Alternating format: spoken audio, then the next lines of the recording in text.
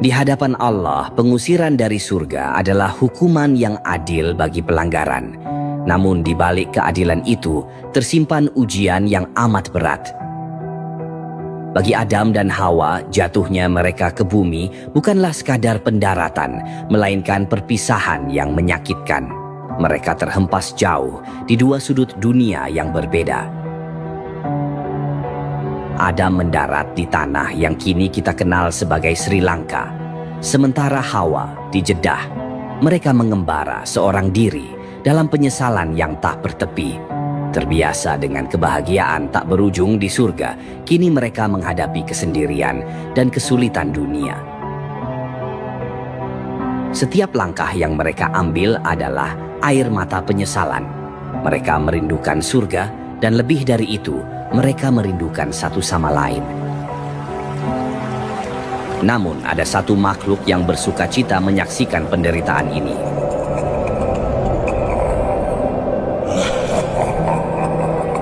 Sang pembisik, iblis, mengamati dari bayangan.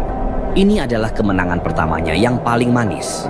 Bukan hanya karena berhasil menyingkirkan manusia dari surga, tetapi karena ia telah berhasil memisahkan dua insan yang seharusnya ditakdirkan untuk bersama. Ia merasa bangga, seolah seluruh dunia telah tunduk padanya. Ia mengira penderitaan Adam dan Hawa adalah awal dari kehancuran manusia. Tapi iblis lupa bahwa di atas setiap tipu dayanya ada rahmat Allah yang maha luas. Selama bertahun-tahun, dalam doa yang tak pernah putus, Adam dan Hawa terus memohon ampunan. Mereka berucap sebagaimana yang diabadikan dalam Al-Quran, Surah Al-A'raf ayat 23. Rabbana zalamna anfusana, wa in lam taghfir lana, wa tarhamna lanakunanna minal khasirin. Dan Allah mendengar doa mereka.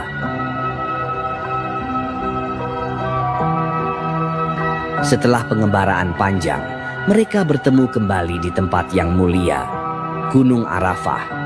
Momen itu adalah bukti nyata bahwa meski iblis bisa membuat manusia jatuh, ia tidak akan pernah bisa mengalahkan takdir dan kasih sayang Allah. Dengan hati yang bersih dan tekad yang kuat, Adam dan Hawa memulai hidup baru di muka bumi.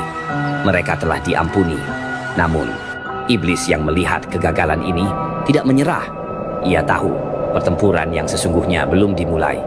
Ia akan mengarahkan tipu dayanya bukan lagi pada Adam dan Hawa, melainkan pada keturunan-keturunan mereka.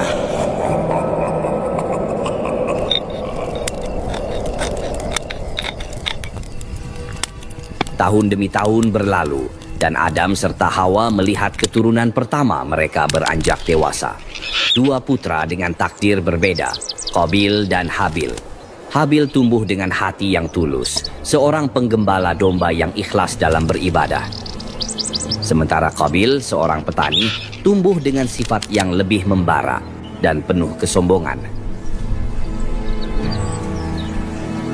Namun di antara mereka muncul sebuah perselisihan besar yang tak terelakkan. Adam, atas perintah Allah, telah mengatur pernikahan mereka.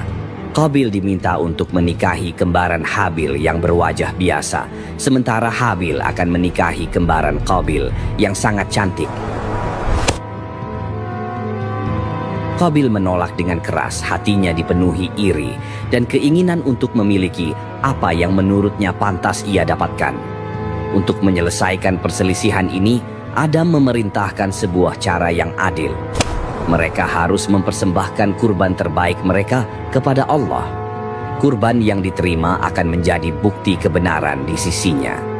Dan disinilah bisikan iblis menemukan celah paling sempurna. Ia melihat Qabil sebagai alat yang sempurna untuk membalas dendamnya. Ia tidak lagi menggunakan tipu daya yang sama seperti kepada Adam dan Hawa. Kali ini ia menggunakan senjata paling mematikan, cemburu. Ia mulai membisikkan kata-kata racun ke telinga Qabil. Habil dengan hati yang bersih mempersembahkan kambingnya yang paling baik. Qabil dengan hati yang berat dan sombong mempersembahkan hasil panennya yang buruk. Api dari langit turun, menyambar kurban Habil sebagai tanda bahwa persembahannya diterima. Sementara kurban Qabil tetap di tempatnya, tidak tersentuh. Qabil menatap kurbannya sendiri. Tumpukan hasil panen yang layu itu kini terasa seperti cermin yang memantulkan aib. Ia dihina, direndahkan, di depan mata adiknya, di hadapan ayahnya, dan di hadapan semesta. Dan iblis yang mengawasi dari bayangan tersenyum. Dendam itu tidak pernah padam. Ia menempel di hati Qabil, membusuk seperti buah kurbannya yang layu.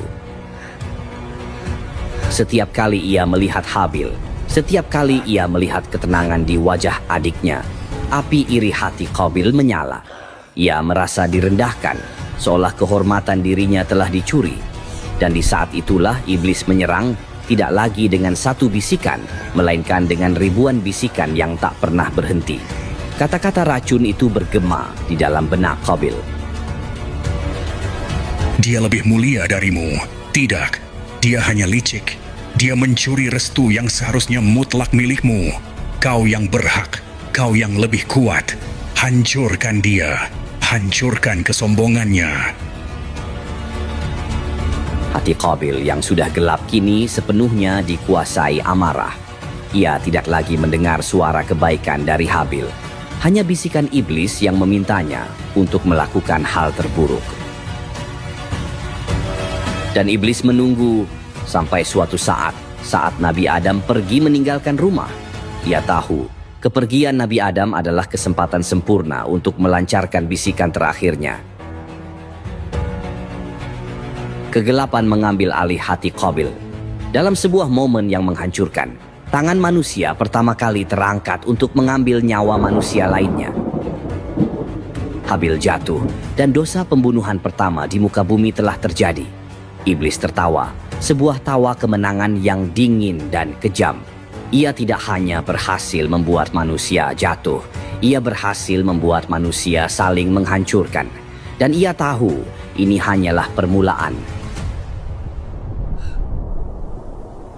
Di tengah keheningan yang pecah karena dosa pertama, Qabil berdiri membeku.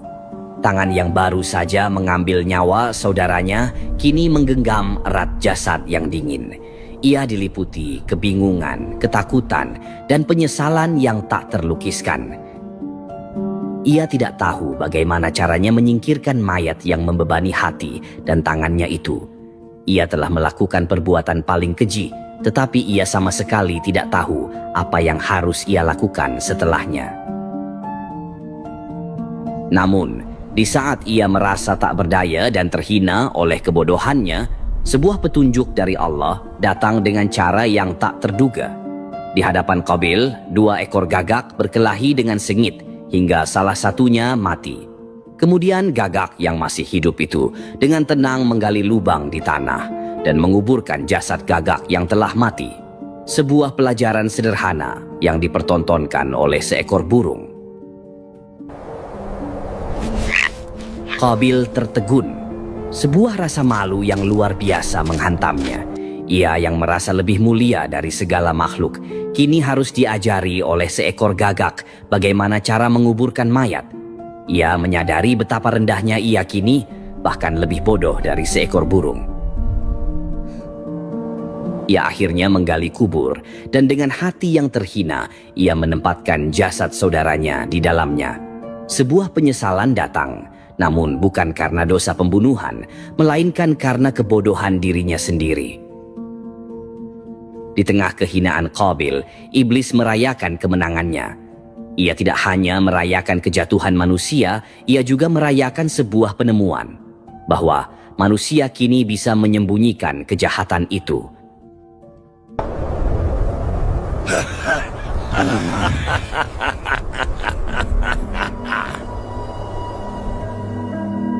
Perjalanan panjang menuju hari pembalasan baru saja dimulai. Dari satu pembunuhan ini, ia tahu akan lahir ribuan dosa lain. Ia tahu dengan menanamkan cemburu dan membuat manusia saling menghancurkan, ia kini memiliki kekuatan untuk merasuki hati setiap keturunan Adam. Perang sejati telah dimulai.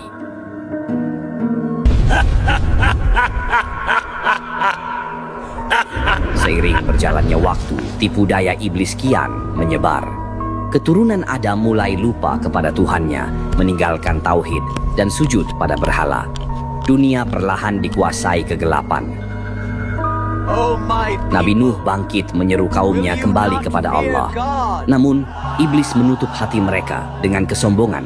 Mereka menolak, bahkan mengejek.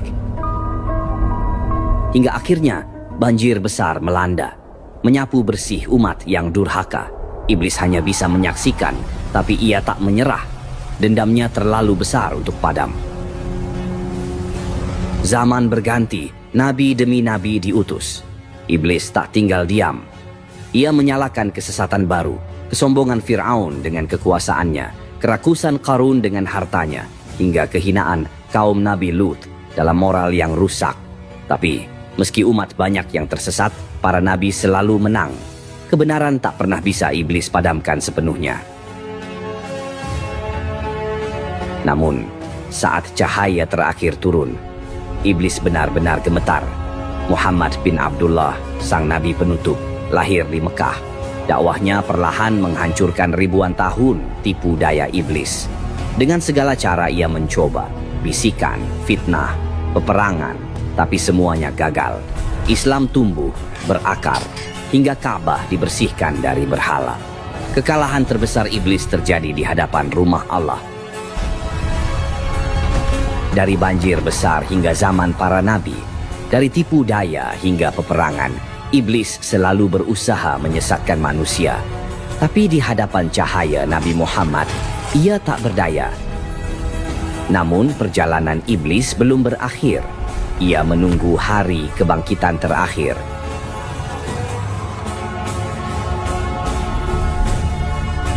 Behold my cruel victory.